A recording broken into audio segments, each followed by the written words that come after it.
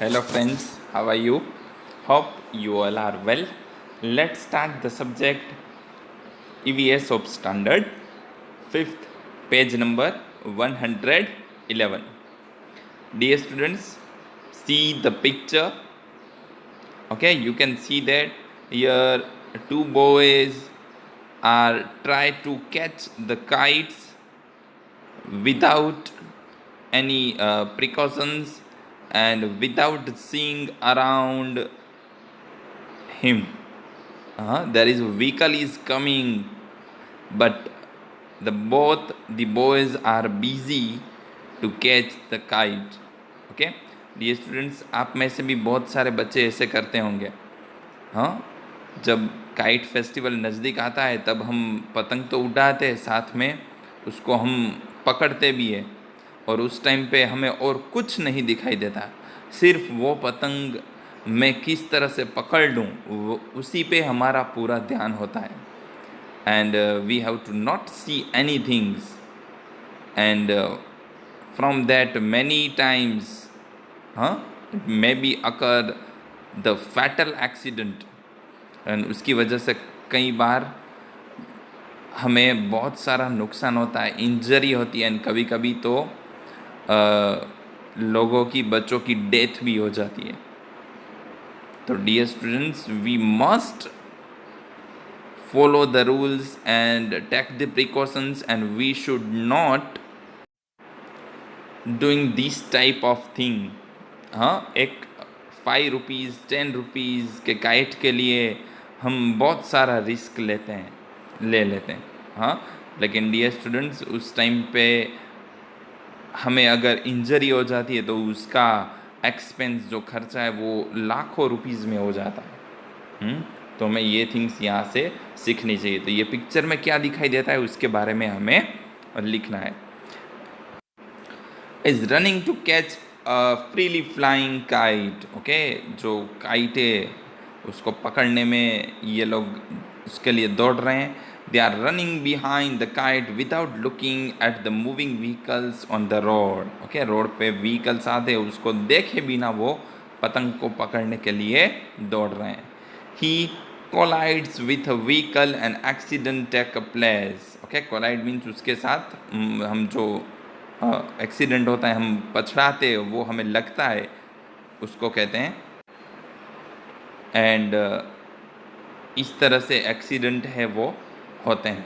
Okay, you can write by your own words also. Okay, next picture, hot milk is there in the cup. Okay, kitchen में कहीं पे एक place पे गरम milk, hot milk पड़ा है. The boy climbs on a stool to fetch sugar from a jar. Okay, boy है वो कुछ ऊपर जो डिब्बा पड़ा होगा हमारे किचन में अपर साइड, तो वो स्टूल से वो एक कोई डब्बा लेने जा रहा होगा.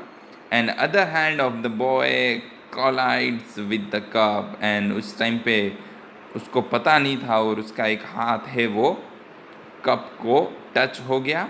And must have burned hands and stomach. Okay, and उसका हाथ एंड स्टमक का पार्ट है वो जल गया होगा. तो डियर स्टूडेंट्स, ऐसा थिंग्स हमारे साथ भी होता है. घर पे में भी अगर हम कुछ थिंक कर रहे हैं, काम कर रहे हैं, तो हमें उस तरह से अलर्ट रख के, केयर करके देखना चाहिए कि आसपास में कुछ ऐसी गरम चीज़ कुछ पड़ा नहीं है ना, कि जिससे कभी कभी ऐसा होता है, थोड़ा भी मूवमेंट अगर टेबल पे होता है तो वो थिंग्स गिर जाता है, जैसे कि ग्लास है, टी है, कॉफ़ी है, वॉटेवर. तो हमें ये सब थिंग्स देखना चाहिए. ओके, तो it will be helpful for us. Okay, here you can see that in picture the girl is trying to switch on. Okay, maybe girl है वो कुछ स्विच को ऑन करने जा रही होगी. As she touch the switch, she gets a shock. Okay, जैसे ही उसने स्विच को टच किया होगा है, उसको शॉक लगा है. Hands may be wet. Okay, शायद उसके हैंड है वो wet यानी गीले होंगे, पानी में भिगे हुए होंगे. Wires in the switch may not be injusted properly, and hence there is a current in the switch. Okay, शायद उसका जो वायर है वो भी प्रॉपर नहीं होगा, उसकी वजह से भी शॉक लग सकता है। तो डियर स्टूडेंट्स, घर पे भी आप जब कोई भी स्विच चालू करते हैं, बंद करते हैं, हाँ, तो हमारे हाथ है वो गीले नहीं होने चाहिए, ये थिंग्स याद रखना। ओके, गीले हाथ है हमारे तो सबसे पहले हमें उसको प्रॉपरली क्लीन करने चाहिए, and then after we have to switch on और off whatever. Okay, and then after plug है। ओके, कभी कभी आप मोबाइल चार्जिंग में रखते हो या और कोई थिंग्स करते हो, तो वो प्लग है उसके अंदर हाथ कभी भी नहीं जाना चाहिए। कभी कभी हम मस्ती में, मिसचिफ में, उसके अंदर कुछ थिंग्स है, कचरा है फॉर एग्जांपल, तो हम उंगली से ही उसको निकालने का ट्राई करते हैं, तो ऐसा हमें कभी नहीं करना चाहिए। ओके, उसमें फूंक भी नहीं मारनी चाहिए। ओके, तो ये थिंग्स हमें पता होना चाहिए।